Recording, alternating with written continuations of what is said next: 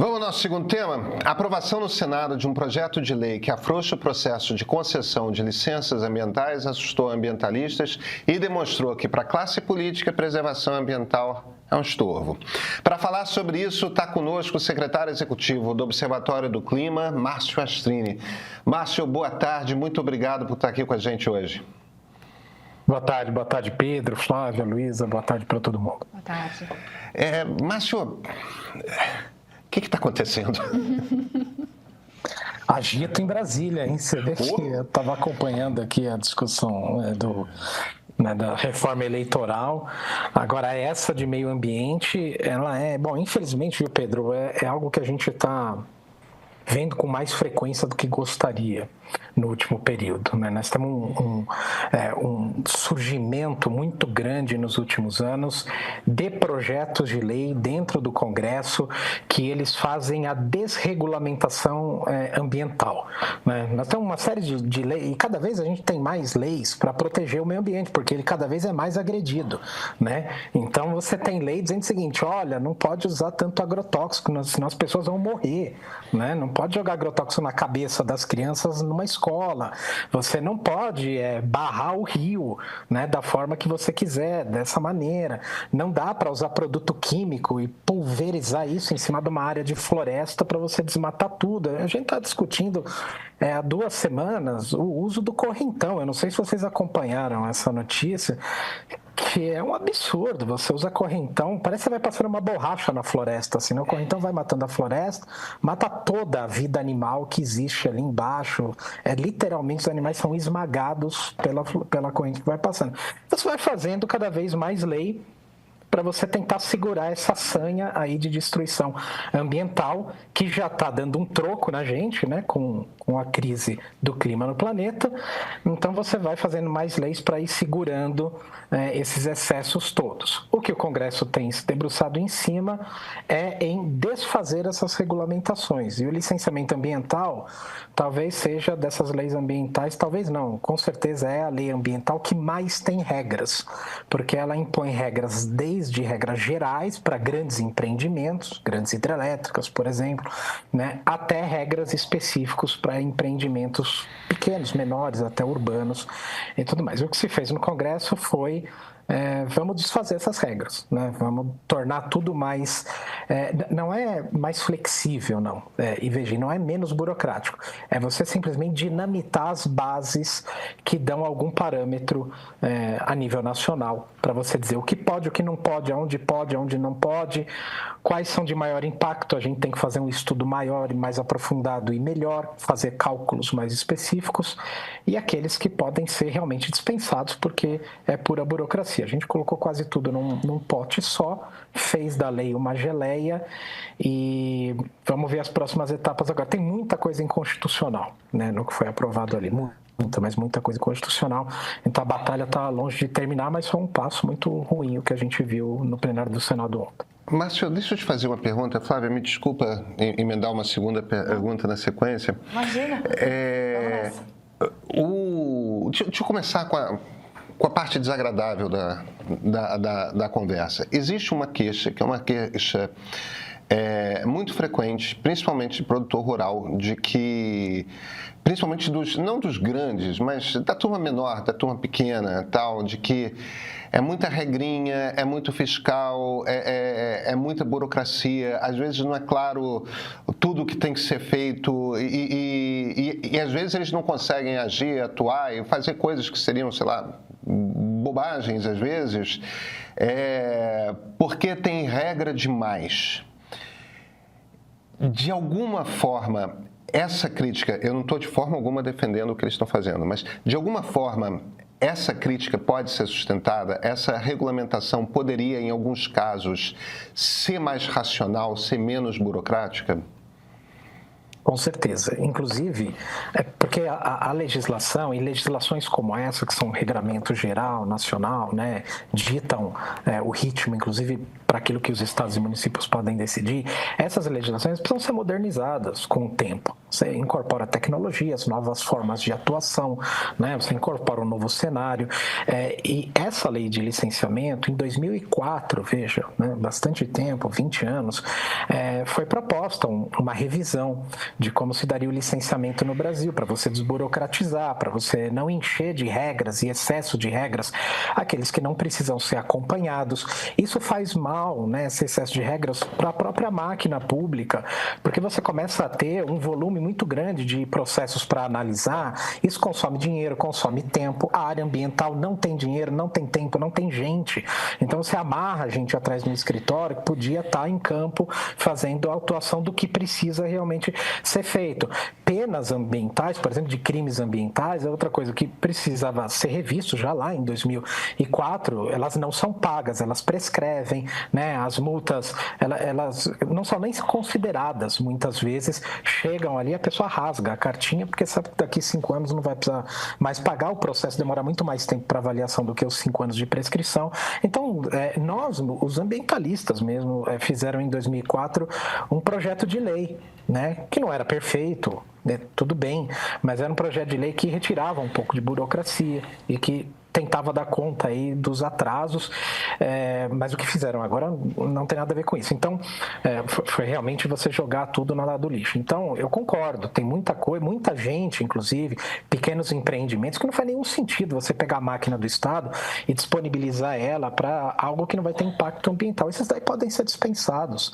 Isso já acontece no Código Florestal, em várias outras legislações, onde, por exemplo, a pequena agricultura, né, ela tem um cadastro simplificado, as normas são todas simplificadas, né? Você tem um tratamento especial. Agora, o que você não pode é expandir isso para obras de potencial impacto destrutivo, poluidor, né? Ou impacto negativo no meio ambiente, que são grandes. Só para dar um exemplo concreto, a barragem de Brumadinho, que estourou, né, e que causou um prejuízo muito grande, ela é considerada como uma obra de médio impacto ambiental. Está lá no processo no processo de licenciamento que ofereceu o licenciamento para ela. Muito bem, por essa legislação, você não precisa mais, nessa caracterização de médio impacto, você não precisa sequer fazer uma análise mais aprofundada. Ela pode ganhar a licença ambiental preenchendo um formulário na internet. Então é disso que nós estamos falando, quer dizer, é você pegar, Pedro, a justiça daqueles que precisam ser tratados de forma diferenciada, né, que merecem essa justiça diferenciada, e expandir isso de forma perigosa para outros, que vai causar uma confusão muito grande, problemas inclusive jurídicos para o país inteiro, para o risco ambiental e de saúde pública e todos os outros. Em que medida você acha, tudo bem, Astrine? Em que medida você acha que, porque assim, lendo o noticiário e acompanhando os bastidores do que está acontecendo em Brasília essa semana, a gente sabe que este movimento do Senado vem num contexto da briga do próprio Alcolumbre, não só, mas do próprio Alcolumbre, para forçar a mão da exploração da Foz do Amazonas, né, de petróleo. Repetindo, não é só ele que quer isso, mas ele é um dos grandes interessados e que calhou de estar num cargo em que permite que ele faça grandes movimentos para forçar essa mão. Em que medida você acha que essa aprovação é apenas uma cartada e política para este outro fim e pode andar para trás? Ou realmente é algo que tem força com outras frentes, com outros atores para avançar, para seguir avançando?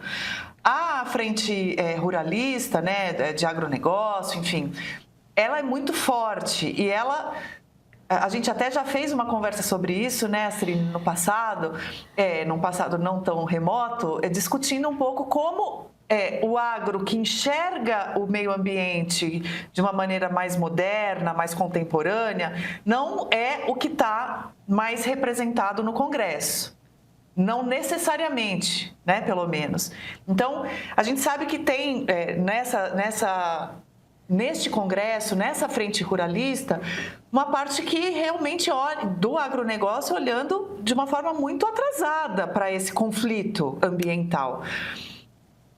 É essa força, junto com o Alcolumbre, que podem mover esse pacote adiante? Ou isso liberando a margem equatorial, talvez isso dê um passinho atrás? Como é que vocês estão enxergando esse jogo? Tem muita coisa aí, hein, Flávio? Vou pegar algumas vamos dizer, sinapses interessantes. Não, a gente políticas vem pro play de verdade. Da política que aconteceu, mas você tocou em vários pontos importantíssimos, né? Vou pegar um só específico, só um dado, mas depois vou comentar o resto. Esse do agro atrasado no Congresso versus o agro que está do lado de fora. Isso é uma verdade tão grande, porque veja só, repetidamente, nós estamos falando o seguinte, essa medida X que vai ser tomada no Congresso, ela incentiva o desmatamento, ela beneficia o desmatamento, ela beneficia a grilagem de terras e etc. Sabe quantos % das propriedades rurais no Brasil desmatam hoje? 2%. Então, veja só, você tem uma movimentação gigantesca muitas vezes no Congresso para você beneficiar uma parcela muito pequena de gente que está desmatando, grilando terra, roubando terra pública, invadindo área protegida e tal, por uma quantidade enorme de agricultores no Brasil que respeitam a legislação, mas que vão sofrer influência negativa dessa notícia de que o Brasil desmatou, que subiu o desmatamento e etc. e tal. Então, esse é um ponto muito importante, porque você tem ali realmente a conversa entre o que é votado e os reais interesses, né, do setor, nem sempre é uma conversa que bate, que combina. Mas vou falar agora do petróleo, desses interesses... Só para entender... Não, desculpe a interrupção, mas eu acho que esse ponto é bem importante. Esses 2% das propriedades, eles têm uma equivalência em termos de território? Porque eu imagino que talvez sejam grandes propriedades ou não. Aí são grandes propriedades. São grandes desmatamentos e são grandes investimentos na indústria de desmatamento. Né? E você tem agora uma modalidade que ela é associativa aos proprietários rurais que desmatam, que é a grilagem de terra. Então, esse grileiro de terra, o roubador de terra pública, né? Ele vai lá, entra na terra, rouba a terra, desmata e depois ele passa essa terra para alguém que vai, enfim, com a produção de gado. Você tem toda uma história legislativa no Brasil que permite isso, com a produção de gado, colocar ali aquilo em seu nome, né? Passar aquela propriedade para o seu nome. Mas realmente é um número percentualmente muito pequeno dos produtores, né? E às vezes a gente acha coisas engraçadíssimas. Eu estava dando uma entrevista, era um debate numa rádio do sul do país e falava no fim do desmatamento. E muitas pessoas de lá estavam me dizendo, mas não, isso é um absurdo. Eu falei, mas é absurdo porque vocês não desmatam. Vocês estão defendendo quem? Porque não se desmata mais em muitos lugares do país, né? Mas se cria essa ideia de que o desmatamento é progresso. Não é. A gente tem terras já desmatadas no Brasil, isso está mapeado pela Embrapa, terras já desmatadas no Brasil que dariam para a gente dobrar a produção de alimentos do país sem desmatar mais nenhum palmo de floresta. Não precisa de área nova para aumentar a produção agrícola, né, no Brasil. O que precisa recuperar essas áreas, inclusive as áreas não estão apenas mapeadas onde elas estão, mas a gente sabe o potencial agrícola de cada área, o tipo de infraestrutura que é necessário em cada uma dessas áreas, né? Mas desmatar é mais barato e você atende a interesses específicos políticos. Mas tem um negócio interessante que eu queria pular para a coisa da foz, do petróleo. Tá. Olha quanta coisa está envolvida nessa questão do petróleo na foz do Amazonas. Não vou nem discutir aqui a questão de se vai gerar ou não receita para a população de Amapá, do Macapá, como se falam por aí. Mas você tem muitas coisas que precisam ser desvendadas. A primeira, essa coisa de que o IBAMA é contra a exploração do petróleo, o Ministério do Meio Ambiente é contra a exploração do petróleo e por isso a licença não sai. Veja, a ministra Marina, realmente, ela vai falar contra a exploração de petróleo. Assim como os ministros de meio ambiente, em boa parte do mundo, vão falar contra a exploração de petróleo nos seus países também. Muito bem. Só que o IBAMA não faz, ou a ministra, não faz desta posição a base da negativa deste projeto. Mesmo porque o IBAMA, nos últimos anos, o IBAMA em geral, passando pelo governo Lula, Dilma, Temer, Bolsonaro, este daqui, já deu nos últimos anos mais de 2.000 licenças de exploração de perfuração de petróleo. Então não faz sentido um órgão que é contra ele ser tão parceiro da exploração de petróleo. Em 2023, as licenças para a exploração de petróleo no Brasil bateram um recorde dos últimos 10 anos. Nunca se deu tanta licença para explorar petróleo. É que esta licença em especial, ela tem um problema técnico. São problemas que precisam ser resolvidos. Conforme eles são resolvidos, o IBAMA vai lá, rever, refaz análise e tudo mais. O andamento do processo e a solução, ou não, porque às vezes pode não ter solução, o problema técnico, não é de agrado de alguns políticos. E é o que eles estão fazendo. Bom, se não é do meu agrado o tempo, né, da liberação da licença, eu vou lá e crio um mecanismo legal de pressão política para que a coisa siga no meu agrado. O próprio presidente Lula fez críticas. Vocês lembram que assim que o Alcolumbre foi eleito presidente do Senado, o Lula imediatamente foi para o Amapá. Não sei se você recorda, ele foi fazer uma viagem para o Amapá, falou de duas coisas principais lá. As duas de interesse do presidente do Senado, Davi Alcolumbre. Primeiro é a regularização fundiária no local, e a família do Alcolumbre tem muitos rolos de regularização fundiária lá com terras da União, que eles acabaram entrando nessas áreas, né? E você tem grilagem, e você tem um segundo interesse, que é o de exploração do petróleo lá, que o presidente, inclusive, chamou o IBAMA de lenga-lenga e criou uma polêmica, né, que o IBAMA estaria contra o Brasil e tudo mais. IBAMA esse que foi o que diminuiu o desmatamento no Brasil em 50% no mandato do presidente Lula, que é um número que ele usa, né, à torta e à direito e com todo o direito de usar esse número, porque é um número expressivo e importante.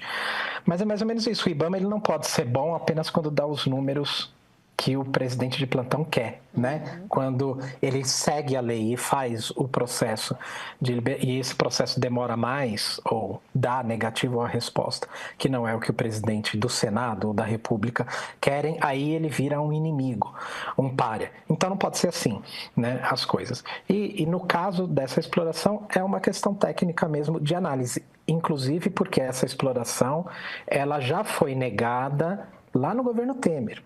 E não andou no governo Bolsonaro, né? Então não é uma questão de governo e de quem está à frente da presidência do IBAMA. Tem um corpo técnico lá que, no último parecer, 26 técnicos dos 26 que analisaram, né, disseram que não tinha condições de dar a licença. Então você tem problemas na licença e ela vai ter que seguir o rito como qualquer outra, a não ser que se votem leis que mudem o rito ao sabor de quem tem um interesse político. Isso é muito perigoso. Márcio, deixa eu te fazer uma última pergunta. Eu sei que a gente sabe que você está com o tempo aqui apertado. Eu te peço desculpas pela... É para eu entender, porque para mim não é claro, tá certo? Pelo que eu consigo compreender dessa questão do poço na foz, dos poços na foz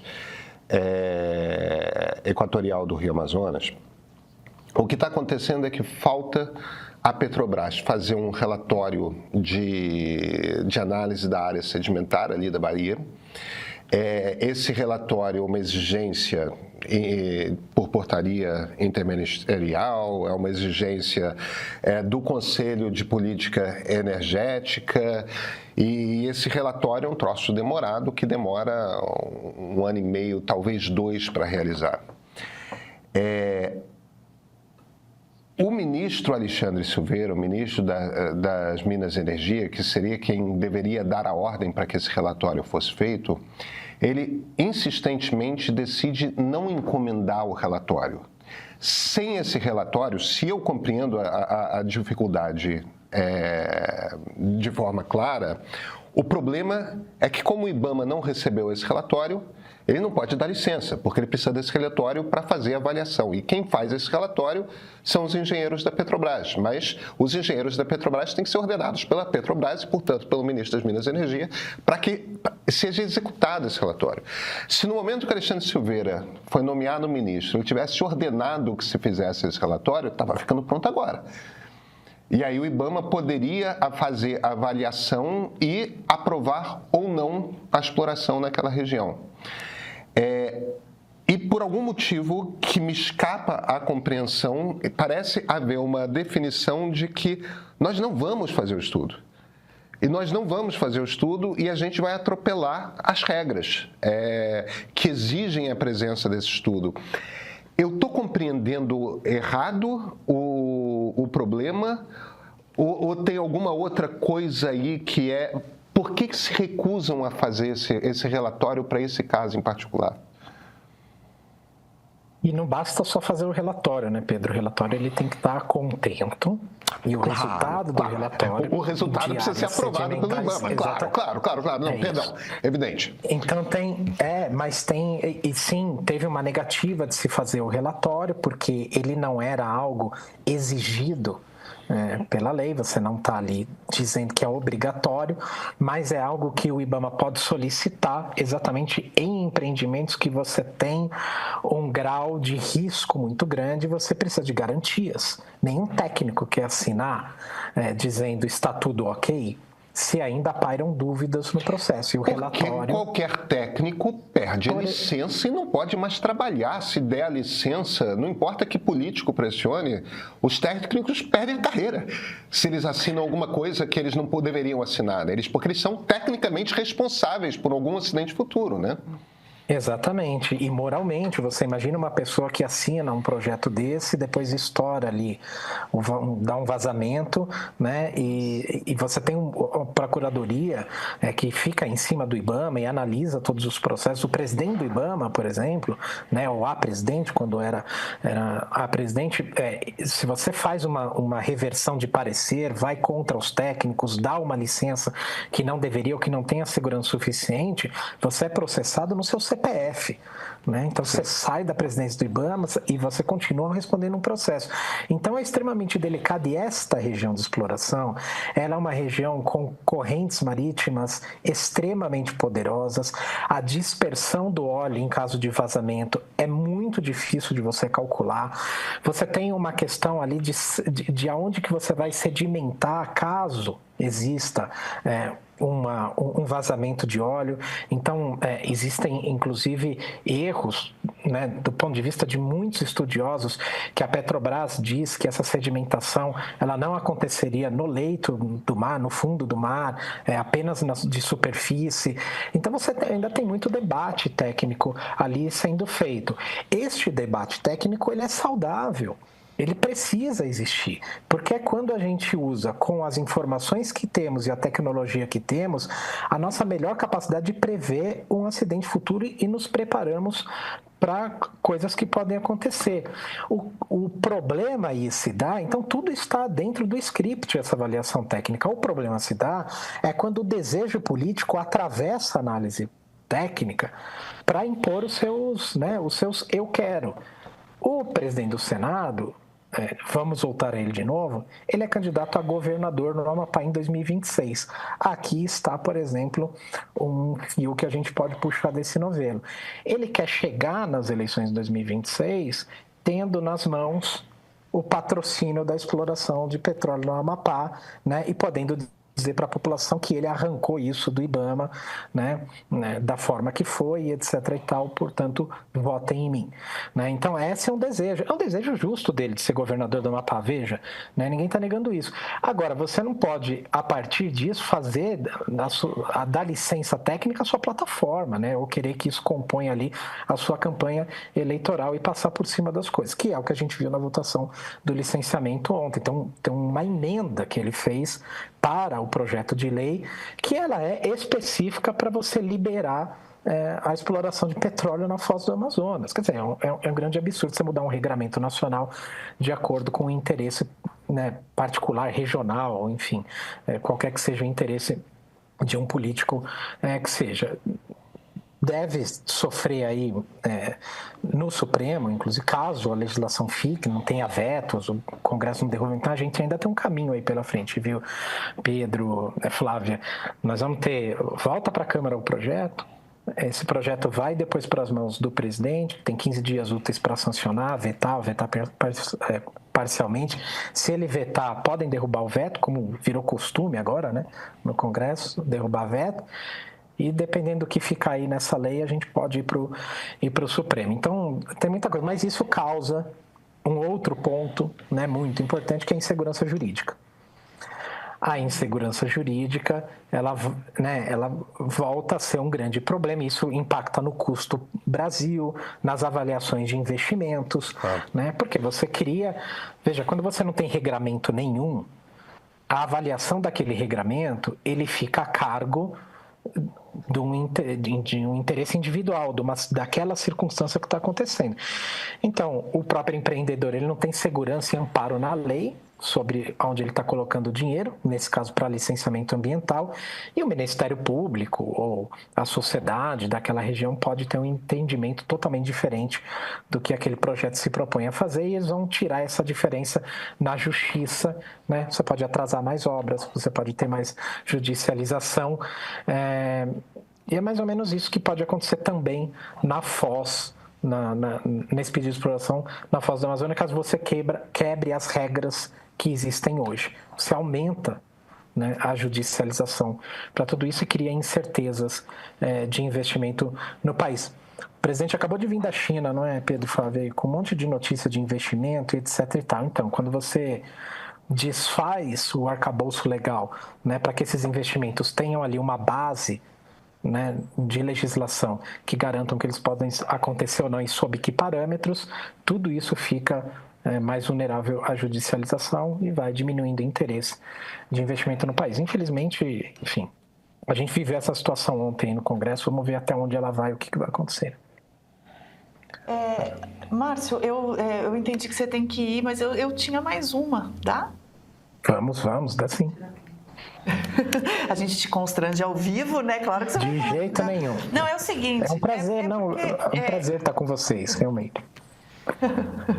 É porque a gente falou duramente como tem que falar mesmo do Congresso e desse comportamento do Davi, da Frente Ruralista, e etc., da bancada ruralista e etc. Mas eu queria ouvir um pouco a tua posição e como que os ambientalistas enxergam essa posição dúbia do presidente Lula, né? Dúbia por quê? E por que eu estou chamando de dúbia? Porque ao mesmo tempo em que ele chama a atuação do IBAMA como lenga-lenga, ele coloca a Marina Silva e fala e traz a COP30 e faz... Sempre usa muito a cartada ambiental como um ativo diplomático, querendo vender o Brasil como enfim, um potencial líder, né, na preservação, né, do meio ambiente, na transição energética e tudo mais. Mas frequentemente dá sinais no caminho oposto. Ele não esconde que, por ele, sim, a exploração de petróleo na Foz do Amazonas vai sim adiante, né? Como é que a gente está assim, nas beiras da COP30, que vai ser no Brasil, em que o Brasil vai estar central na discussão de como se trata o meio ambiente e o desenvolvimento econômico nessa lida? Como é que vocês estão enxergando a forma como a gente vai chegar como país, principalmente do ponto de vista executivo, nessa COP? Essa dubiedade do presidente Lula é um exercício que ele faz em muitos outros setores de ir sobrevivendo, né? Tem muita dificuldade dentro do Congresso, não se opõe em várias agendas ao Congresso. Em vários momentos ele teve esse papel de dubiedade. Vocês devem lembrar que quando estava em discussão no Congresso, aquela questão de criminalização do aborto no Brasil, que o governo se manteve ausente absolutamente do debate até onde pôde, né? A gente teve privatização das praias no Brasil, não sei se vocês lembram também. O governo só entrou nisso depois que a Luana Piovani começou a brigar com o Neymar. Então, assim, o governo ele vai tentando ali sobreviver, e essa sobrevivência muitas vezes se dá por omissão, e essa omissão cria isso que você está dizendo, Flávio, de dubiedade, né? É de não agir, porque a omissão ela é uma forma de ação também, né?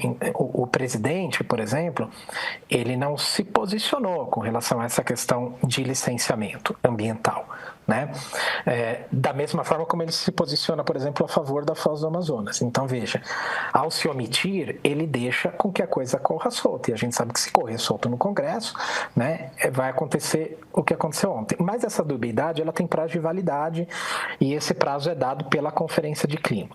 Veja só, o Brasil tem uma grande expectativa nessa conferência no Brasil, no posicionamento que o Brasil, né, terá para essa conferência, e ele pode construir no país um ambiente em que todo mundo que trabalha com o meio ambiente, no setor privado, no setor público, no terceiro setor, que todo mundo se una em torno de uma agenda para que nós, como país, pressionamos os países ricos, que são quem mais deve na agenda de clima, para a gente avançar nas agendas, né?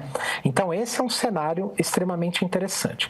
Se a gente começa a fragmentar para dentro, esse cenário de união, ele deixa de existir. Então, se você começa a brigar com o governo, com o Congresso, sobre terra indígena, sobre licenciamento, sobre petróleo, sobre desmatamento, sobre grilagem de terra, nós vamos chegar na COP com todo mundo aqui brigando contra todo mundo dentro do país e sem um país unido, unificado, para que a gente faça uma grande conferência que já vai ser dificílima. Né? Nós estamos com guerra ao redor do mundo, guerra tarifária, guerra bélica, né? Esses países que estão em guerra são os mesmos que vêm para cá negociar. Então, quem está atacando bomba um no outro vai sentar na mesa. O ambiente de fora ele é trazido para a conferência.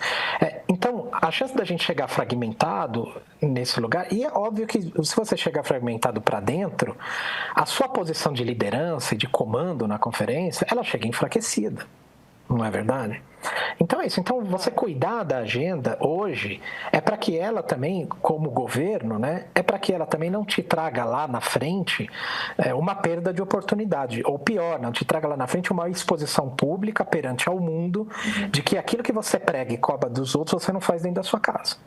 Né? E é isso que a gente está na beira de já acontecer. O Brasil é extremamente importante na presidência dessa COP, extremamente importante para a questão de clima no mundo inteiro. E para essa discussão de petróleo, o presidente usa um argumento, inclusive, que ele é um argumento que ele diz o seguinte: o Brasil não fará sozinho.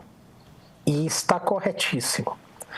Se só o Brasil, ou se só o Chile, ou se só a Argentina parar de explorar petróleo, você não resolve o problema do mundo.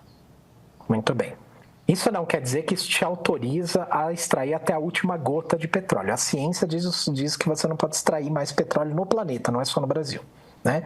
Então isso vale para o Reino Unido, isso vale para a China, isso vale para todos os países, inclusive o Brasil. O mínimo que o presidente deveria estar falando sobre petróleo agora é dizer o seguinte: eu irei colocar esse tema em cima da mesa na Conferência de Clima. Este é o tema que eu convido todos os países a discutir, inclusive porque tem um problema interno e uma decisão a ser tomada. E não quero tomar essa decisão sozinho, eu quero, vou esperar aqui e vou colocar essa decisão para ser tomada junto com todos os outros países na Conferência do Clima aqui no Brasil. Né? E vou convidar todo mundo a ter a mesma postura que eu estou me dispondo a ter, que é de parar de explorar petróleo, mas eu quero que o mundo também pare comigo. Essa é uma postura de liderança. Agora, quando você vai hospedar uma conferência, você diz o seguinte: não, eu vou explorar o petróleo, né? E não sei se vou convocar os outros países para fazer o debate de eles pararem de explorar petróleo. Bom, aí você está, na verdade, abrindo mão de exercer a oportunidade de liderança que você tem, seja porque não coloca o assunto que deve estar na mesa, seja porque não dá o exemplo dentro de casa daquilo que você gostaria que o mundo seguisse, né? Então realmente assim, dá tempo ainda do presidente reformular, talvez, a visão dele, mas como a gente discutiu aqui, dentro do ambiente político nacional, tem poucas esperanças da gente ver isso acontecer, infelizmente, né? Porque a tradução disso depois lá na frente, né, Pedro, Flávio, é o que a gente viu no Rio Grande do Sul, né? Aquilo é uma coisa absolutamente vinculada a essas decisões. Quando você não tem decisões que atacam o problema acontece e as consequências do problema aparecem, como a gente viu lá no Rio Grande do Sul, e vão por aí afora, né? O governo agora, inclusive, soltou números, 115 bilhões, 112 bilhões para a reconstrução do Rio Grande do Sul, né? Olha o impacto que clima tem na nossa vida. Nós vamos colocar esse dinheiro para reconstruir creche, para reconstruir escola, para reconstruir posto de saúde em um lugar que já tinha déficit de escola, creche e posto de saúde. Nós estamos gastando bilhões de reais para empatar com o passado, porque você tem uma crise climática chegando e tirando aquilo que já não era suficiente da população de um país pobre e desigual como o nosso. Portanto, deveria ser muito interesse de um governo como o nosso que o mundo se realinhasse em torno dessa agenda de clima, porque são países como o nosso que vão sofrer muito mais com uma crise climática. Começa dando exemplo. Em 2018, Jair Bolsonaro, um político abertamente hostil ao regime democrático, chegou aqui, à presidência da República, pelo voto. Ninguém pode ter a ilusão de achar que não há conflito em democracia. Não, os regimes democráticos são muito conflituosos. E 4 anos depois se movimentou para continuar aqui, mesmo não tendo votos para isso. Democracia é um regime intrinsecamente frágil.